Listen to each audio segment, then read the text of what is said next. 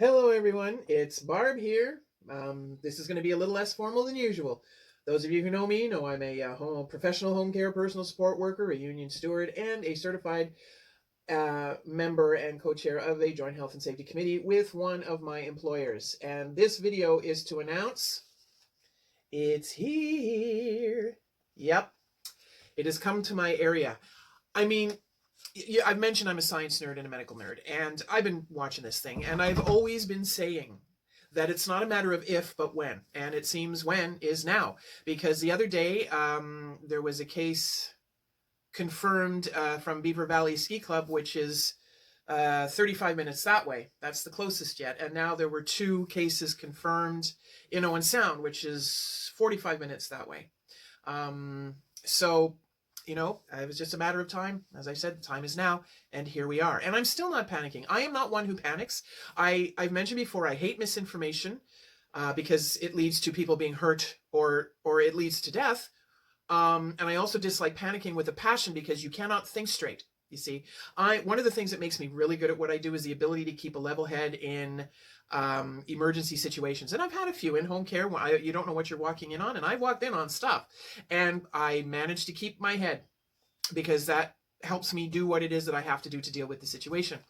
So, yeah, I am not panicking. I have 2 meetings in Owen Sound tomorrow, and I'm still going to go to them unless they happen to be canceled. I hope they're not, because they're important. It's about this exact thing. So I'm hoping this will give me a little more oomph for some of the arguments I need to make at one of those meetings. So, yeah. My line now, besides don't panic but be prepared, is gird your loins, but don't be a jerk about it. Stock up, have enough for a couple of weeks, but don't. I mean, I've been in the couple of grocery stores around here. Shelves are empty. I have never seen anything like it. Baby wipes are gone, toilet tissue's gone. The limits being put on these things. It's other things I've been hearing. I wanted to share them, but I was asked not to because it might have a negative impact on the places where it happened. So I can't, but it was, wow.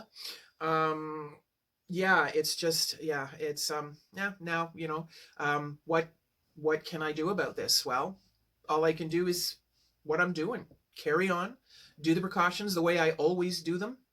I live alone, which is great, so there's nobody here but me. My brother's not in town right now. I do have close friends in town. We may visit each other because we're both as anal retentive about hand washing and cleaning as one can be. So we keep an eye on each other. I'll be keeping an eye on the neighbors as I always do, but even more so now.